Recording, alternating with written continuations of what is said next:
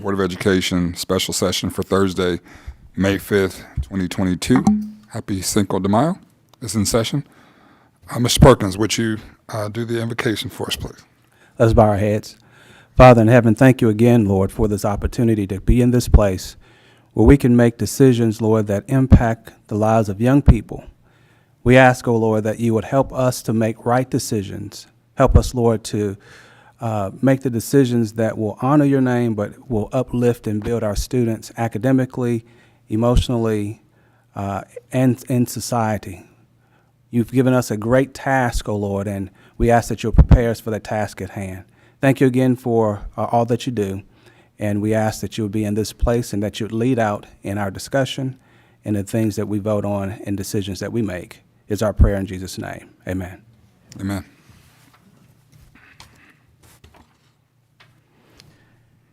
I recommend approval of the agenda dated May 5th, 2022. Second. I have a motion and a second for the recommendation for approval of the agenda dated Thursday, May 5th, 2022. Any discussion? All those in favor? Aye. Aye.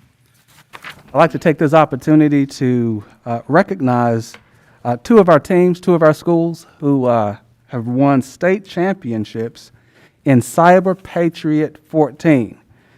So we know champion means that they're number one, that they're the best. And I'm pretty certain that a lot of us here don't really know exactly what Cyber Patriot is. So what I've done, I've asked our coaches if they would come to the podium and explain what Cyber Patriot is, but also to kind of tell exactly what they did to win the championship. So we're going to start with Sparkman High School. If you would come on up and your team, and well, the coaches, if you all come up and introduce your teams, okay?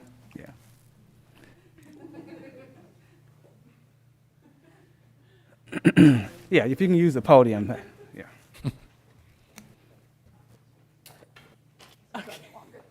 Okay. So I'm Kayla Grice-Dobbins from Sparkman Middle. I'm Caitlin Longino from Sparkman High School. We are the Cyber Patriot coaches for the Sparkman cluster. We put an audition out to where we get interest of who's interested in being in Cyber Patriots and give them a very rough overview because we don't want to mislead them, but yet we want them to explore their options. And then we have kind of like tryouts, and we have them come and we have what's called a demo image, which is for these kids would take about 5 seconds. For kids that have never seen it, take about 30 minutes to figure out what is this. But what Cyber Patriots is you get what's called a virtual image, which is a computer system that they have users in them. They have security settings in them. They have to go in and make sure there's not hidden files. They have to go in and make sure there's not music that's not supposed to be in there. There might be some files that have cryptography to them to where they have to decipher the cryptography to find out the hidden messages that people are passing. And so they go in and they have to make the different images secure. At the middle school level, they have Windows, they have Ubuntu, which is a Linux base, and they have server. And then they also have what's called Packet Tracer. And I admit, first year we did this competition, I looked at Packet Tracer and went, and that can just stay right there, and we're just not going to get those points because I have no idea what that is. But I finally found a mentor it's actually one of my parents, came in and he teaches Packet Tracer at UAH. And so he came and taught my students and myself what Packet Tracer is. And so Packet Tracer is actually where they take different images and make a network virtually to where it looks like pictures of a network, and how to make them secure and turning routers on and making sure it's the right kind of router and stuff like that. And then they have a Cisco quiz. That's 10 questions that they Google everything. And so, but the biggest part is finally finding mentors, because I've coached this for 4 years now. I've had people gung-ho to be my mentor. They're all excited. They come one time and their job changes, and I never see them again. And so this year I actually had a mentor at least once a week in my room. Dr. Hovermel got some of his students to come. I don't know if they felt they had to pass, but they came and they taught my kids, and that was honestly what got us where we are. We were 4th and 5th in the nation almost every round until the semifinals, and that's out of almost 700 teams. So I was extremely proud of this team. Semifinals kicked our tails, but they still did fantastic. They were first in the state every round, so I'm very proud of my middle schoolers, which is Dylan Elkins, our captain, who was on my team in 7th grade, and we went virtual, and he had to compete by himself because his team didn't have computers, so he was really our captain. He led us this year. We had Rylan Coley. We had Axel Sessa. We had Deasia Carson. And then Kai Ickes couldn't be here tonight, and that's my 5 students. At the high school level, we do the same thing with the images and the packet tracer and the Cisco quiz. This is my 2nd year coaching, and both years we have placed first in state, which is awesome because we had never done that before. And I'm completely new, and it's way over my head with the kids, with all of the cybersecurity stuff, but I'm learning alongside the kids, and they have done all of this themselves. They have been phenomenal. We've had a few kids that have done it in the past come back to mentor, but it is completely 1,000% them, and the things that they do are just incredible, and they're going to be super prepared to enter the world of tech. I had one returning team member this year, so all of my team members were new, with the exception of Hudson Goffinet. And then, so Harold Nelson was new, Carter Persall was new, Leo Guebrecht was new, and then I also had Deanna Delamy and Daniel Cho, who could not be here. Fantastic. Do y'all have Fantastic. any questions? Because we can probably answer more. No, I can. I like Cyber Patriots. I'll talk about it all day. But it is learning how to prevent hackers, is what you're basically doing. You're kind of like a network administrator. You might have users that show up in there, and you're like, they're not on my list of authorized users. They might have gotten fired. Let's get rid of them.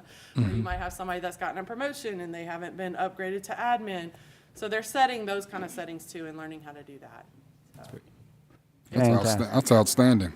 Fantastic. We Congratulations to appreciate all it. of them. Yeah, congratulations. Let's give them a hand.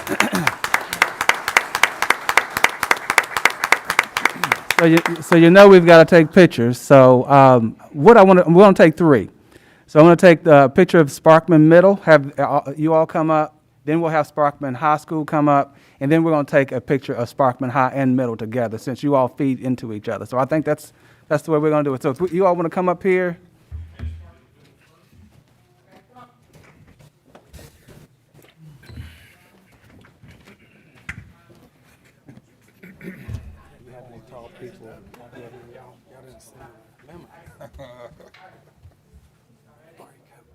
They can see us. hold them up.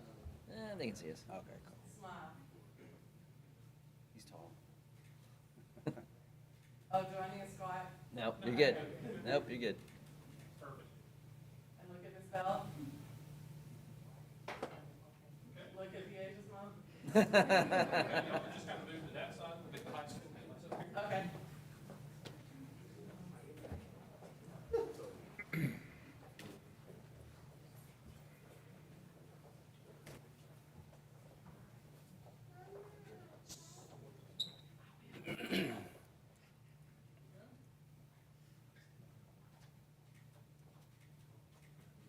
Perfect. Now, if we get you guys to come and stand in front of them. Kind of make the lines right there. They can kneel down. Yeah. Get between, make windows. So, right in between. Yeah. Make 2 lines. Right there, you're good. Patrick, there you go. Right there, you're good. Deasia. Right there, you're good. Dylan, right there. There you go. Can't be seen. All right, here we go. Perfect. Miss Bell.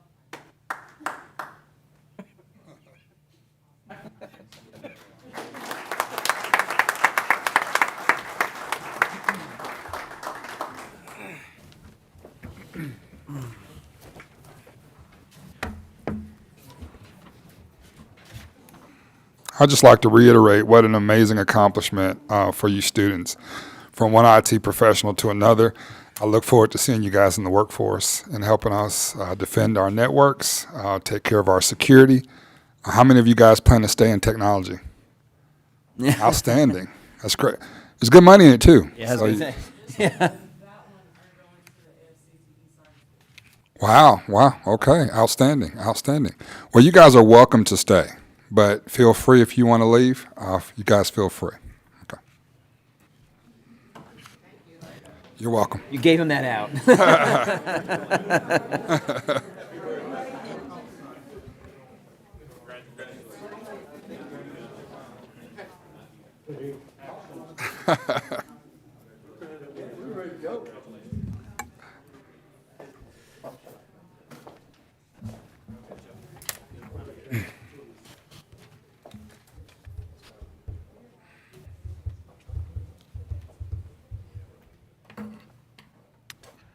Okay, informational items. Item A, discussion of extended daycare pay scale and fees. Dr. Booth and Mr. Gunnels.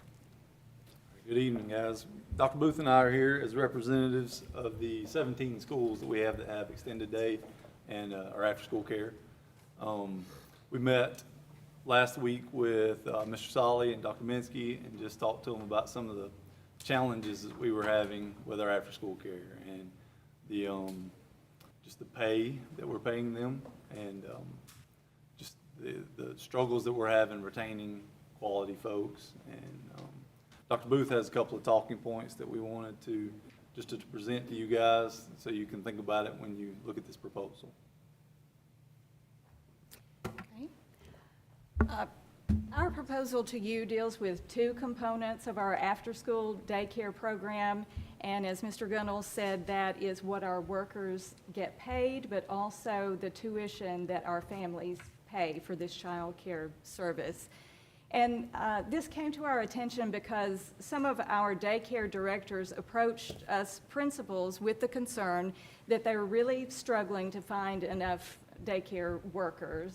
And I know that you're all familiar with that problem that we're having throughout society, but it did cause us to look at what we are paying our daycare workers. And so when we started looking into it, we realized that the last adjustment to the pay and to the tuition had occurred in 2009. So it has been a while, and with a lot of changes that have gone on, we felt that perhaps this did warrant a closer look. One reason that this is a concern for us is that we have had to close enrollment for our students. In the past, we have just been able to serve all of the families who requested this service because we had ample workers. But now we have had to turn a lot of families and students away because there are not enough adults to watch them in the afternoon. And so that is, we consider that a hardship for our families because we do want to be able to take care of their children until they get off work. And we feel good about having them in our school building, and we do a lot of good things with them in enrichment and support. So if we could have more workers, we would be happy with that so we could serve all of our families who are interested. We sort of looked at the numbers, and Mr. Gunnels and I both came up with that we, at the current time, have about half the number of workers that we have generally had in the past. And we did talk with other principals who have after-school daycare, and they are seeing the same thing. And so not only are we having half of the people working, that also means that that's about the percentage that we have had to cut of our students who are served by this service. So another thing that was cited by our daycare directors was that inflation, the cost of snacks that we provide as part of the daycare service, the cost has risen, and other supplies that we use for this program. So that just caused us to look at how much the students are paying, and Mr. Gunnels is going to show you that. But the pay and the tuition was discussed by all 17 principals who do offer this service, and everyone was in agreement that we would like to see an increase in both of those.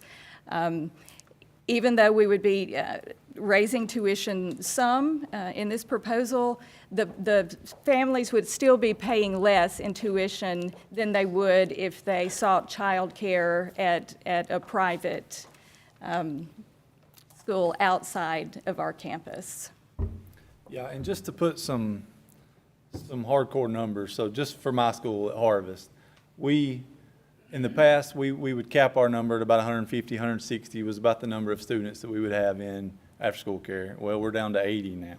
You know, we can't have it. We had about 15 workers, we've got 7 now.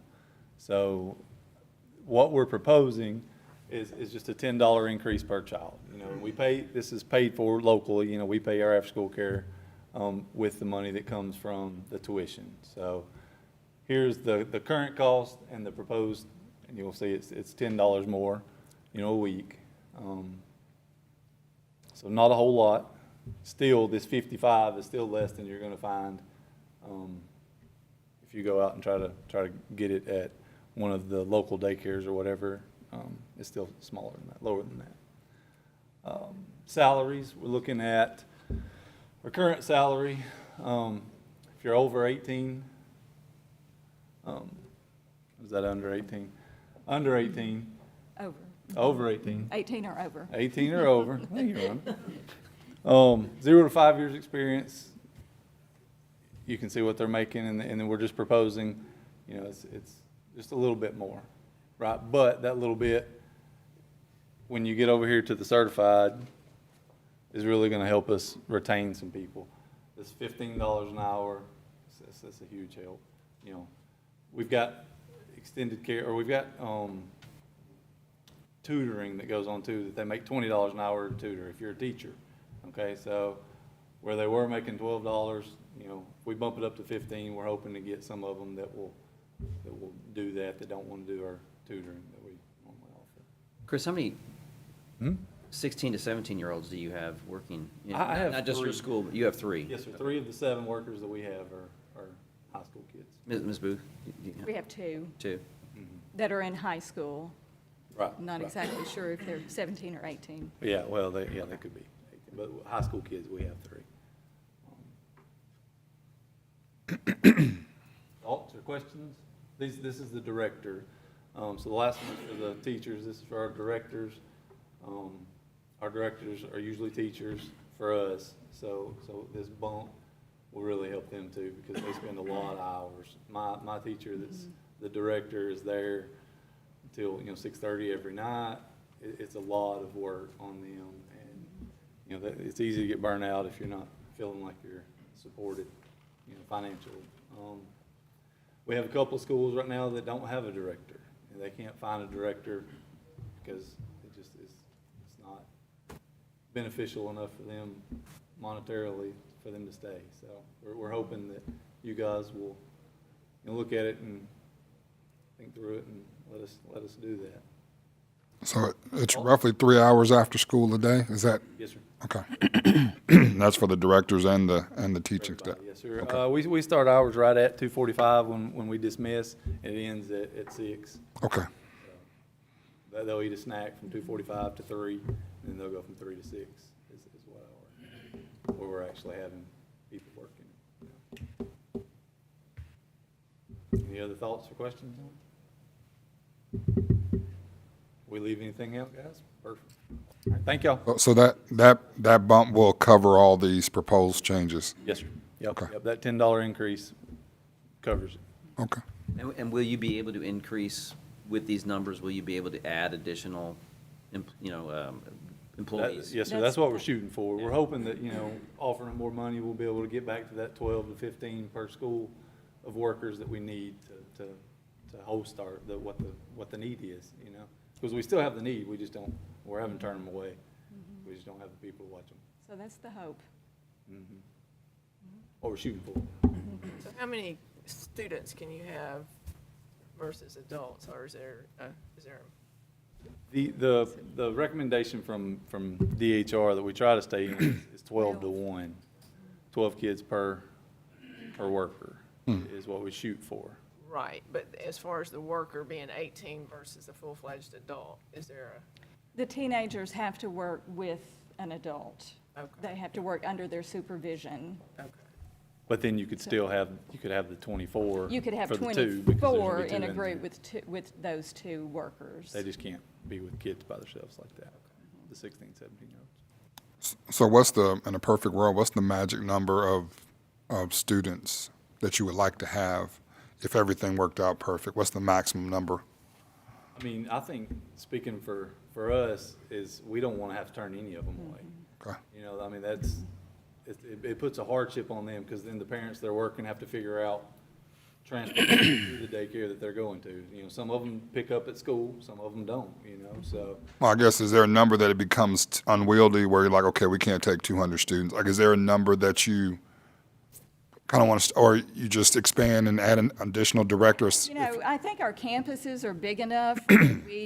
We kind of divide them into groups, and they go through rotations. Okay. And, you know, there's computer lab, and there's the gym, All and kind of there's, stuff, so, Okay. you know, Playground, as yeah. long as there are adults to supervise them, you know, we could accommodate any number of students if we had As the long as we have the adults. workers, yeah. Okay.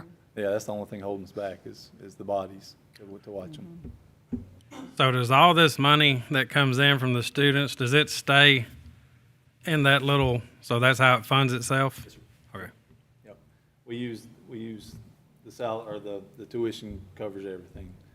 The snacks, the salaries, everything. Any other activities Yep. that need to be funded. Is there a little like in reserve kind of for, okay, For most schools, Gotcha. schools that like Harvest, you know, we're blessed with ours. You know, we've got 80 to, you know, 100 and something in the past. So we keep a reserve to be able to purchase new equipment for the kids to play with, so they're not tearing up all the PE equipment. You know, they've got their own, it's their own thing that they're running. you're good? Okay. Thank you. Thank Thank you. Informational item B, discussion of athletic ticket prices and summer work. Mr. Everett? Sir.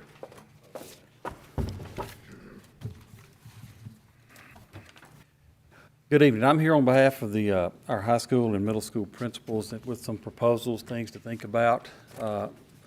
Excuse me. And I laid some copies out for you to have at your area, so if you can't see the screen. But currently, just going to go through this. Currently, our athletic ticket prices for students to attend athletic events sponsored by our school system are $4 for football and $3 for other sports. That's for our students. Adult ticket prices for football currently are $7 and $5 is also charged for parking. That's what we have. Other sports ticket prices for adults are $6 for varsity games and $4 for our non-varsity games. For middle school athletics events, students are charged $2 for all sporting events. Adult price for middle school athletic events are $5 for football and $4 for other sports. So here's the proposal we want you to consider. For our high school, we want to propose raising the adult football ticket price to $10 and eliminate our parking, which would be obviously a $10 fee, where in the past it would be, I think the price with our ticket price would be $12 when you include parking. So the one proposal would be to drop the parking and add raise the price to $10. Also, we would like to, as far as the student ticket prices, recommend our student ticket prices raised to $5, where what they've been paying, our high school students have been paying $4 for a pre-sale ticket. Pre-sale would be what the school would sell during the school day, either on Thursday or Friday, and cut off before the ball game that night. And looking at, and you've got a copy of this as well, and just based on the rising cost of each program, the expenses that each program pays for their athletic programs, and you've got a copy of that, and you'll see by sport, by high school, and what the total cost. Those are their expenses. And then we also looked at ticket prices from 18 different schools or districts that our schools compete against in the area, in North Alabama and Central in this area, just to give you a comparison of what we've been paying or we've been charging for ticket prices. And it kind of gives you a comparison that we, for football, our students have been paying $4, and as you can see on the other the schools. The average, I believe, was about $6.90 when you average, or $7 when you average it up for football, and on the other sports, it was around $6. So our people have been paying significantly less, which is something that when we're looking at rising program cost, we think that the principals think it would be a justifiable proposal to change these student prices. And that's on the high school level. So we would raise our all other sports for high school for adults to $7. Our student ticket prices for other sports other than football to $5. And then the adult price in football would go to $10, and the student price would go to $5. And then our middle school principals have the proposal as well to raise our student ticket prices from $2 to $3. And our adult ticket prices would be raised to $6 across the board for all middle school sports. So once again, as you guys go over this and look at our prices, you'll see that it's not a huge amount they're asking for, but it will help ease some of the program expenses that they do incur in all their sports. Then any questions about the ticket prices? So the parking, is that going to be, is there a formula that's set up so is there a certain amount that's coming off that ticket price that's going to the respective group that would have been doing parking? Right. For the programs that do participate, say, I know when I was at New Hope, our cheerleaders did the parking. Mm-hmm. So they would get a percentage. And the other principals, they've already talked about, they've got it set up where that percentage would still go to those respective clubs or organizations that were taking up the price, taking up ticket money. When was the last time we raised prices? This athletic and ticket parking sheet that we have was revised in October 2021, and I think we raised our varsity basketball $1 for adults from 5 to 6. Or actually, it was our other sports went to $6 from $5. So the students pay 5 no matter what sport, but the adults pay 10 for football and 7 for everybody. Yes, ma'am. And the rationale for that is, Program cost. well, no, I mean 5 for the students, everything, and then different for adults. That was the price that the principals thought were fair when you compare them to all the other schools that we compete against. Because if our students go to another game anywhere else, they're going to pay significantly more. So this is going to get us back in comparison or in the ballpark with the other schools that we compete against for championship play.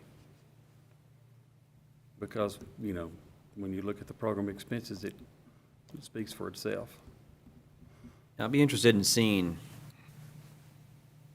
what the gate take is from last year, because I think 2020 was probably a bad year to do that, but for 2021 Right. to 2022, 23 school year, it'd be interesting to see if it changes a whole lot. I mean, the dollar value may be the same, but I'm wondering about the attendance. Right. How that's going to affect the attendance of the event. Because a family of 4 is going to pay $40 to get into a football game, and then of course you get everything else to. Right. If they want snacks or whatever, you get that. I'm sure the concession stands are going to increase their prices too. They're going to have to. Yeah, Yeah. I'm sure they are. Yeah, you're right.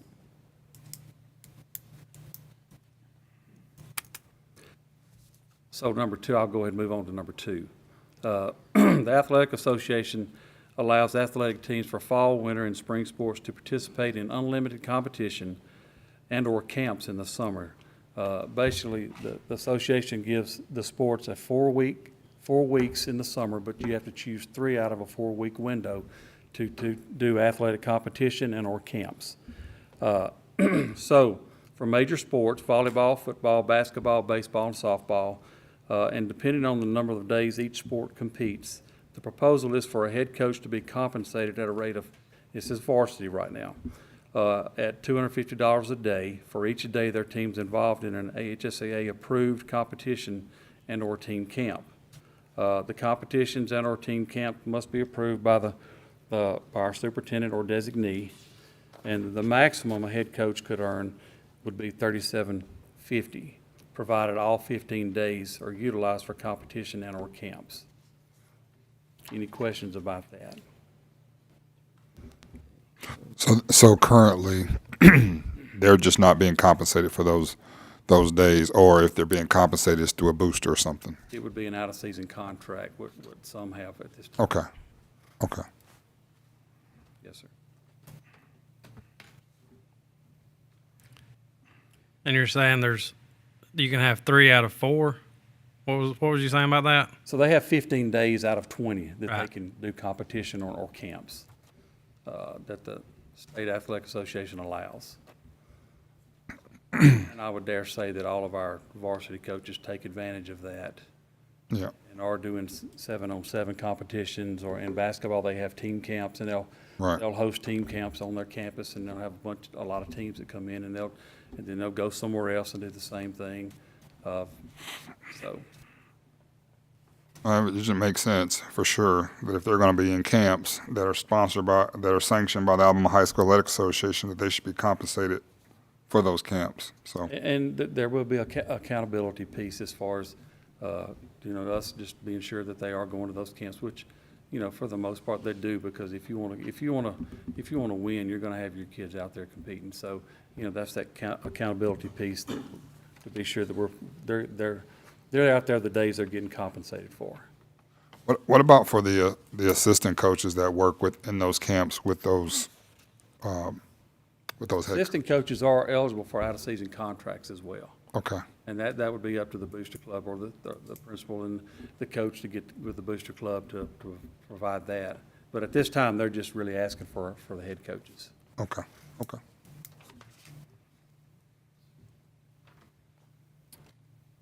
And, all right, number 3, boosters request would be boosters may provide a stipend for head coaches and assistant coaches of major sports teams for winning a state championship. Stipend will be paid at the conclusion of the season in the amount of up to $3,500 for the head coach and $1,000 for each assistant coach. And that would be for winning on the varsity level for winning the state championship.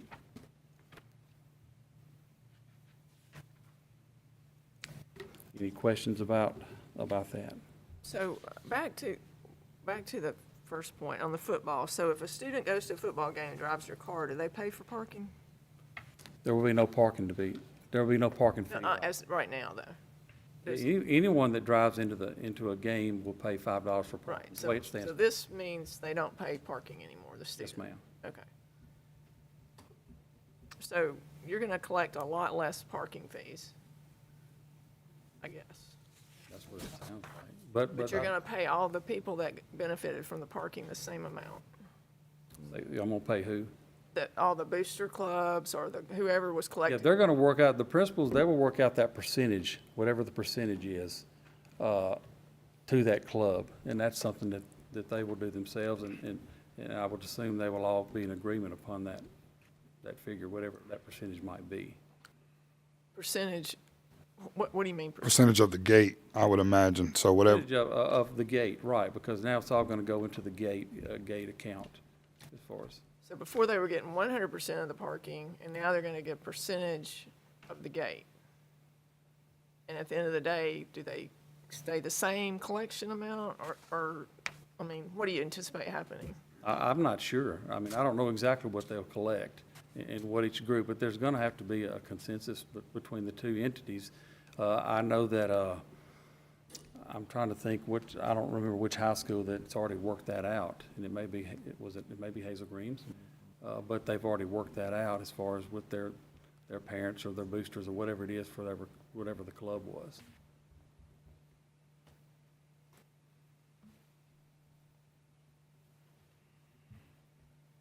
Yeah, because those kids are going to be, I mean, I know at Sparkman, the ROTC, but does it, I think the ROTC does it at other schools, and they work hard. I mean, and when they're out there collecting money and/or directing traffic. So, well, that's a good point too. So are we just like, nobody's gonna direct traffic, or everybody's doing it for free now? I don't have the logistics worked out, because that's gonna be different at each school, as far as how they're gonna park, who's gonna direct it. that'll be something that the principals will definitely have to. I mean, I would think that the JROTC is going to continue to be there and guide traffic so we don't have a massive mess of metal.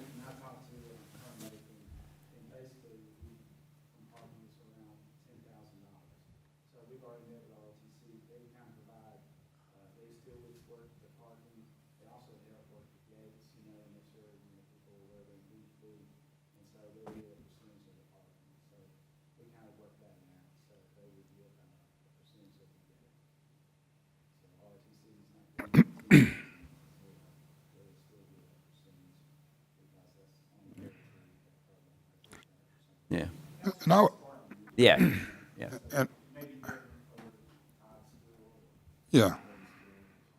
And I think, the high schools, they'll be able to, they know what their gate costs have been historically. Of course, COVID changed some of that, but they know what their gate fees were, and they can, with this increase, can kind of estimate what it will be, and then they can calculate what the gate, so I think they're going to probably be able to manage it. And what I can see happening, because when you drop a $5 parking fee, I believe that inhibits, to be quite honest, that does inhibit some people from coming to games.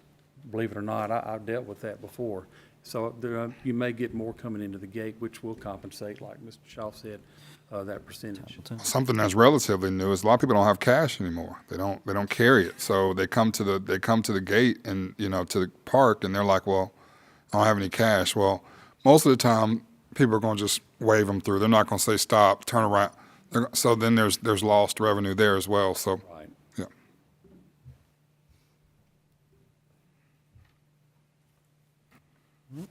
Any more questions?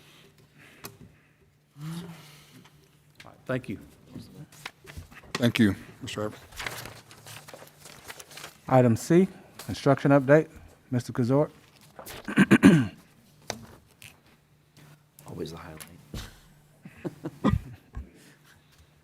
Good evening. It's been some time since we've done a construction update, so we'll go through some of the capital projects, and you can ask a question in the middle or at the end, and I'll give you the best answer that I've got at the moment. Start off with Madison County High School. If I can step out here, I'll try to talk loud. We contracted and have a new roof over the cafeteria, kitchen, ROTC, band area. This area where the arrows are pointing, that is the new roof. They're 85% complete for the total project, 100% on the flat roof. It's got new coping metal on it, new downspouts, everything. Here in the front of the picture is the new fluid cooler, but we'll talk about that in a minute. But this part is complete. What they have not finished or started yet, Mr. Brooks, is the repairs around the dog houses and the valleys. What we have planned on doing there as soon as school is out to go up and water test, but it's going to take a lot of going in and out and opening roof tiles, and I want the students to be out. So that's where we're at on that. This is an example. This is the old roof to the left as they started getting it ready. This is the new roof on the right. With this, we've got 20-year warranty, which this will keep this area here dry for a long time. Good project, nice project. Along with the roof at Madison County High School, we've got the fluid cooler replacement.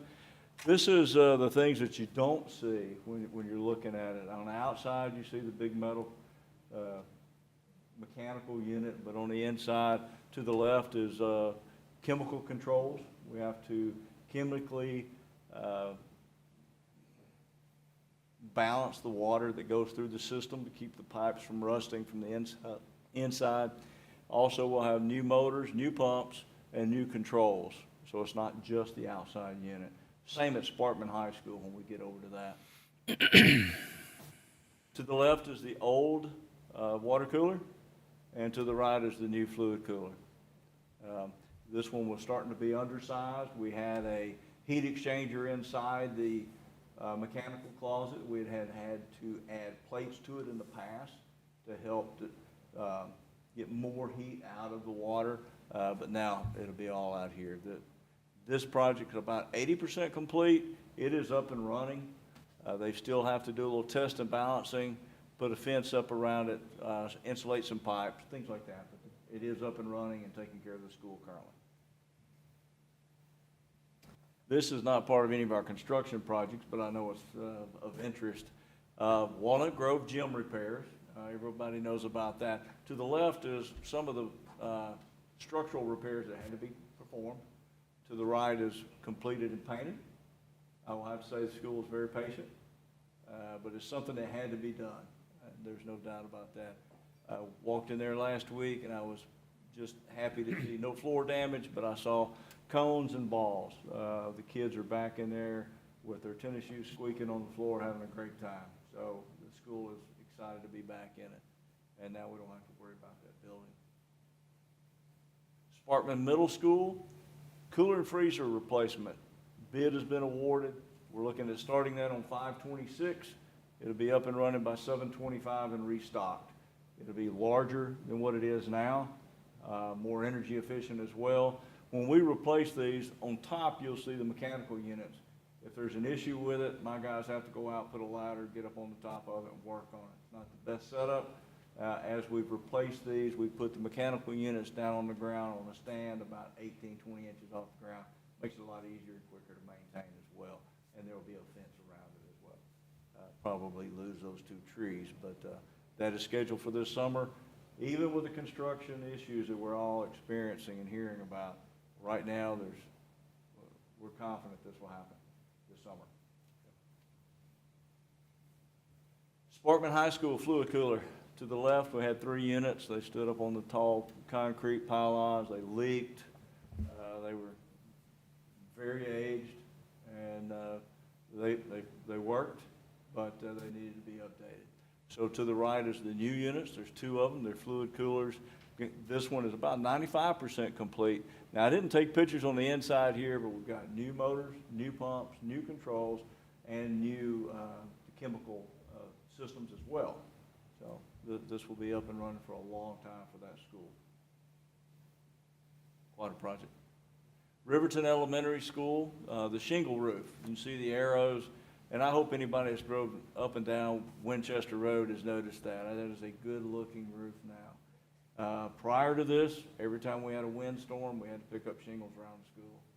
So we've got that completely shingled. That job is 100% complete, and a photo for you. Career Tech Machine Shop. That's a floor plan. I did bring a hard copy if anybody wants to look at it. It's being designed now, working with Mr. Romine through the Tech Center. We've gotten everything laid out, so he's got more room. It's more efficient. It'll be a great place, metal building. We want it to resemble what they're going to go to from here when they go out into the workforce. We're hoping this goes out in June. Right now, we don't see any reasons why it will not, and be completed by July of 2023 for next school year. Typically, this would be a 6-month project, and we're going to estimate 12 months just because of delays and problems with steel buildings. Anyway, just to give you an idea on that one. Other capital projects, Buckhorn High School, the roofing, and we have HVAC. Seaward and Associates on the roofing. It's a material, looking at the best designs, what is available, when will it be available. There's roofing insulation that is 12 months out if it was ordered today. That has not been bid yet.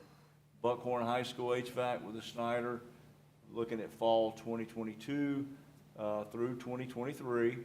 And I haven't shared that with you yet, sir. Did now. Any of these, when we're saying fall, we sat and had a long meeting Tuesday with Snyder. Ryan Long, the superintendent for Snyder here, understands. Anything that we're talking about in the fall has to be coordinated with us, that we do not disturb classrooms or, students learning whatsoever. Whether they're doing it at night, weekends, long breaks, whatever it takes, we're not going to be intruding on student learning. Okay. Madison County Elementary School roof, that's backed by the gym. That contract has been awarded for a while. Delays in material. Hurry up and wait. Walnut Grove roof repairs, we're waiting on the scope there. We had a little money in the budget there to help with some Walnut Grove, primarily around the perimeter. But we're still waiting on the scope to come back on that. The big one for this summer, Schneider's going to concentrate on Riverton Intermediate HVAC. We've got units sitting everywhere.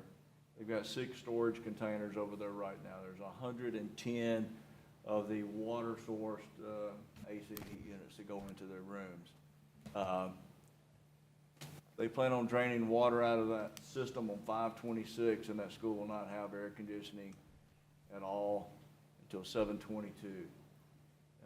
So that's going to be, I'm hoping, and they tell me they've got a little fluff built into that, but this, they're going to concentrate on this. That's why we're doing some of the others in the fall. This has to be up and running. We do not have a place to send 1,100 kids, teachers, staff to teach, and they understand this. If we see problems, we'll have to come in with some temporary stop. We'll do something. They're going to coordinate very well with me. They know my concern. I've expressed it very well many times. They've done very large projects, larger than this, in this time frame. But they've done a material inventory. They know that the material is here. I do not want anything to start until we know material is on the ground. Sparkman Middle School, that one there again is a mechanical upgrade, and we're looking at that in the fall through 2023.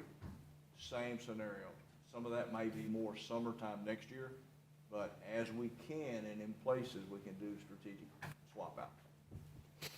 Sparkman Middle School is a lot more of the rooftop units, and that is something you can do in the afternoon or Saturday, Sunday, not so intrusive into the building. Central office HVAC, here again, fall.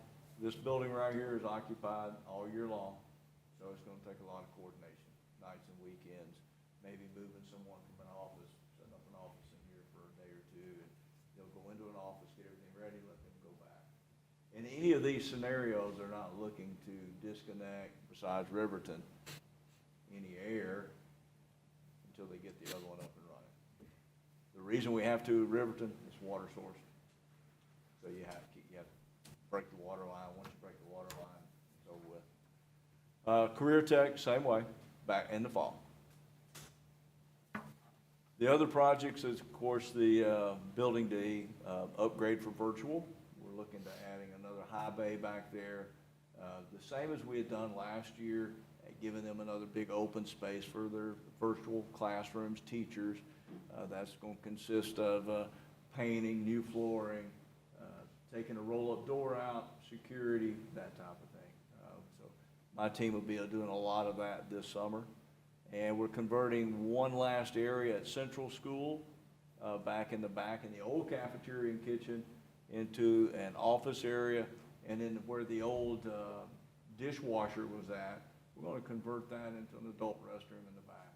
It was the only adult restroom over at Central, close to them, in front of the building. We're going to make it a little nicer back there for them. As far as operations, we've got a whiteboard full of projects that we want to do this summer, a bunch of them. But that's a construction update on the projects off of our capital plan. Is there any questions that I may can answer why I'm here to? The upgrading of the restrooms? That's what we're going to do there. It's still on there, but I have not began that. It will have to go out to bid, and what we were looking at on upgrade on restrooms was epoxy flooring. Okay, but that one, just haven't gotten there. I don't have a better answer for you on that one yet.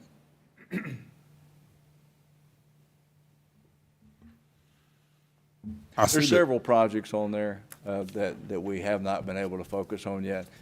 We've got a gym that we need to update, New Hope High School gym. They've got 2 old York units out there. Our first estimates are not coming back in anywhere close to what we've got projected, so we're looking at some other options there. I've talked to 2 or 3 people about the flooring, but there's a few that we've got to get to. These were critical time-wise, some of them money-wise, but just trying to get those started. The virtual academy at Building D upgrade, did that include some additional electrical improvements to that building? No upgrades. I think we caught our issues. Okay. We were having some receptacles and different things over there, tripping breakers. Okay. And we think we found the culprit. Okay. It was back in the electrical mechanical room is where it was at. Gotcha. Yeah. Okay. That building has been changed so many times, as you know, you've been here. Masonry at one time, this and that, a lot of hands in that box, but I think we've caught the problem. Anything else I can answer? All right. I appreciate your support, but thank you. Contact me anytime. I'm here to serve if I can help you, okay? Thank you. Thank you, Mr. Kazort. Thank you, Joe. Administrative items. Item A, I recommend approval of the Madison County Board of Education Policy 7.12.1 and 7.12.2 as submitted. Motion?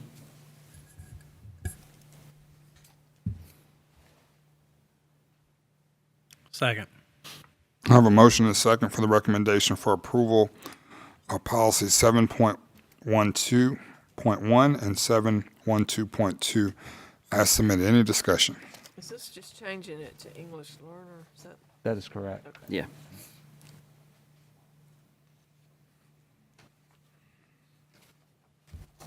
Any further discussion? All those in favor? Aye. Aye. Aye. Item B, I recommend approval of the MOU with the Madison County Sheriff's Office for SROs and crossing guards as submitted. Motion? Second. Motion and a second for the recommendation for approval of the MOU with the Madison County Sheriff's Office for SROs and crossing guards. Any discussion? This adding two more. It will be adding two more pending approval from the county commission. So, Lieutenant Locke has a proposal to present that to the county commission to add two more SROs. The county commission's expense, not ours. If the county commission doesn't go for it, is it something we can look at funding? We can talk with Ms. O'Banion and take a look at it, yes, sir. We currently fund 10 SROs. The sheriff's office, i.e. the county commission, funds 5 full-time. And then we split we also pay for 1.5 part-time SROs, and the Madison County Sheriff's Office also pays for 1.5 SROs. If this is funded, how many will we lack having full coverage of SROs?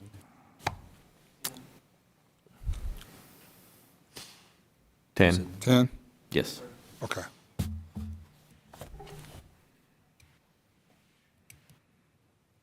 And when are you taking this to the commission, the next commission meeting?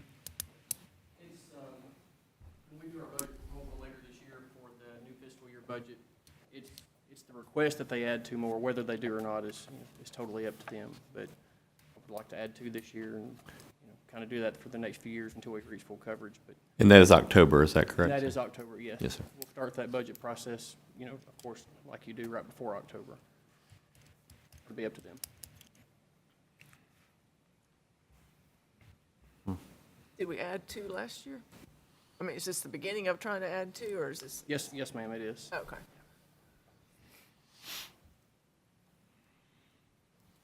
Any more discussion? All those in favor?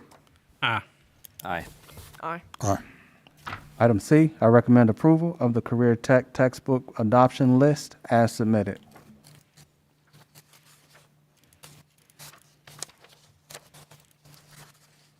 Motion. Second. I have a motion and a second for the recommendation for approval of the Career Textbook Adoption List. Any discussion? All those in favor? Aye. Aye. Aye. Item D, I recommend approval of the contracts for services as submitted. Motion. Second. Go ahead. I'll third it. Have a motion and a second for the recommendation for approval of contracts for services as submitted. Any discussion? These are our summer reading coaches. but Summer bulk learning, of 'em, for summer learning. Majority. that That's it. they're gonna fill us up, or do we have more to look We'll, for? we'll have more. We'll have more.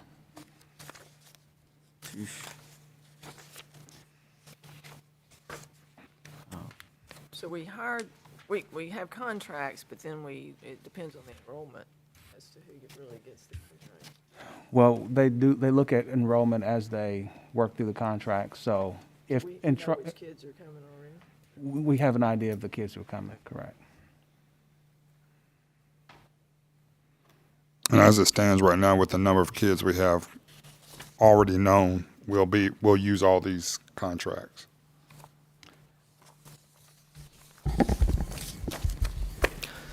So the process that we go through with this is we know how many students we are required by the law to invite to our summer reading camp.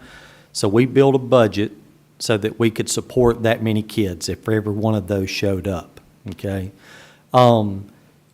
Most of our schools go ahead and submit contracts for a max amount, okay? And that way, if they have students who don't come, that are invited, they can do one of two things. They either kind of have a pecking order of teachers, who's going to work, and then who, like, hey, we don't have students, so you're not going to receive we don't have a need for you to work this summer. Or we encourage them to invite other students that don't necessarily meet the summer requirements of the Literacy Act, but who need additional time and support and, to reach out to those. We would prefer that every seat be filled is the first option. But, then they'll go through that until they know. But at the end of the day, if they don't have enough students to support having the teacher, then they have a rank order of which teacher wouldn't receive a contract. But by getting all these approved now, we know we've got people to take care of kids, and we've got all the paperwork done, and they can begin making plans for that. So. And this is in addition to the summer programs that we offer as well, correct? This is just for reading, but we have the summer programs for other. Yes, and I don't have that list, but I suspect that I've gotten contracts for all of that, Yeah. so they're probably all mixed in there. But the non-summer reading camps follow the same kind of guidelines. They're just hours instead of driven by the Literacy Act. So. Yeah. Okay. Very good, very good. Any more discussion? All those in favor? Aye. Aye. Aye. Item E, I recommend approval of the bids as submitted. Motion?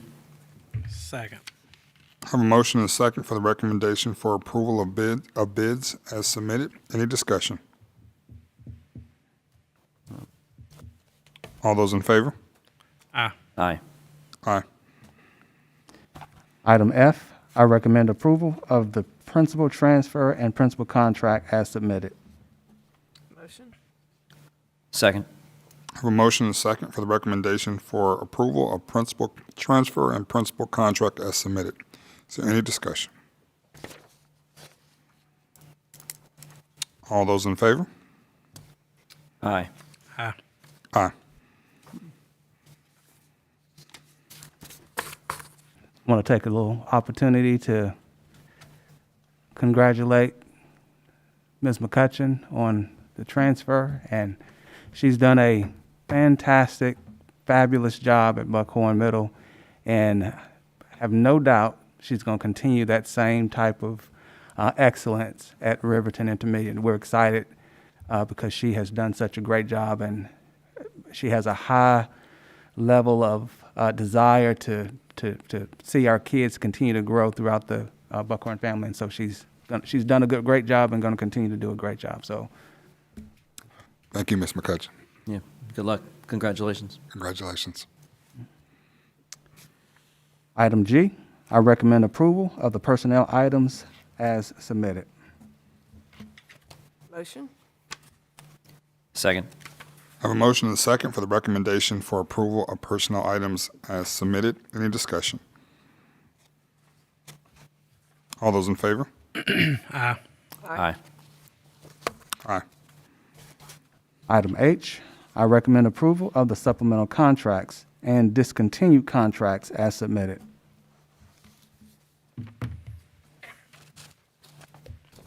Motion. Second. I have a motion and a second, a recommendation for approval of supplemental contracts and discontinuance of supplemental contracts as submitted. Any discussion?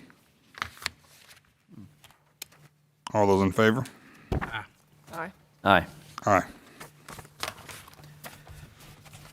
All right, before we go into executive session for student matter, I got a few announcements. Just want to say a few things. First of all, it's Teacher Appreciation Week, so I want to say a special thank you to our teachers. If you're paying attention or if you're watching the YouTube, we want to let you know we appreciate you for everything you do. I know it's been a stressful, and principals as well, it's been a stressful couple of years, COVID, other. And so we just want to say thank you as a board, on behalf of the board. Just we appreciate what you do. So thank you very much. We appreciate you. Just want to remind everybody we have whole board training prior to the board meeting next week from 2:30 to 4:30. The next board meeting, the 19th. Okay. It'll be on bids, building, and blueprints by Kim McPherson. So hopefully you guys can make it. It is a requirement of the school board governance that we attend. So hopefully if you can, please make it. If not, we have to have a waiver for that. Also, we're going to try to get a work session put on before the board meeting next week, before this regular session, to discuss the salary matrix. So we'll have Mr. Kubik is going to do a discussion, a dive into that, so we can clearly know and our teachers can clearly understand what this means, the implications mean for salaries for them. Also, finally, graduations, 24th and 25th. I plan to attend all of them. So I hope to see you guys there. But that's all I got, Mr. Perkins. I have one thing too, Nathan. I just wanted to it's near and dear to my heart, but the Sparkman Indoor Percussion once again went up to Dayton, Ohio, to compete at the World Championships. In March this year, they were bumped up to the highest level of competition that they have, the World Open, which was a change because we've never competed at that. And there are some very, very strong, well-financed organizations and schools that go to that. They were 18. They went to finals, and they ended up in 9th place overall in the world. Wow. So I no doubt that they would have been first place if they had stayed in the lower category, but they got bumped up because they are just that good. And so, with all the other great things that we have got going on in our school system and in our schools, they too are doing a great job. And congratulations to them to go up there. Young group of kids. I think they're only losing 2 seniors this year, so they'll go back up to Dayton, Ohio next year and do very, very well. So congratulations to the Sparkman Indoor Percussion on their achievement this year. That's wonderful. All right. So A board meeting next week is what you're saying. yeah, so we have a board meeting on the 19th at our regular scheduled time. What, is it the special thing?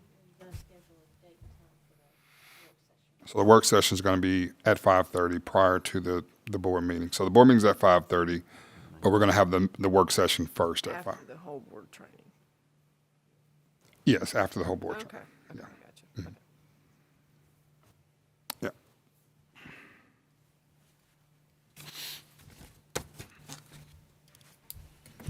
All I right. got to give a quick little shout out to Madison County High School.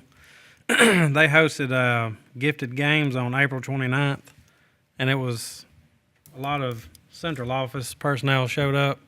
And I mean, if you was having a bad day, just the smiles out there. I mean, it was really a blessing to be there.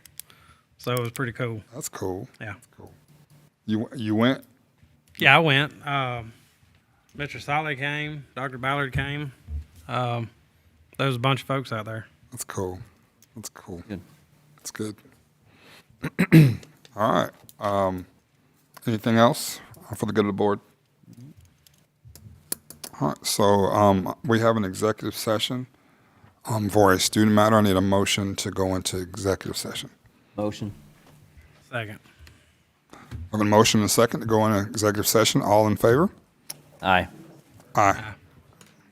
Thank you. Regular meeting is adjourned.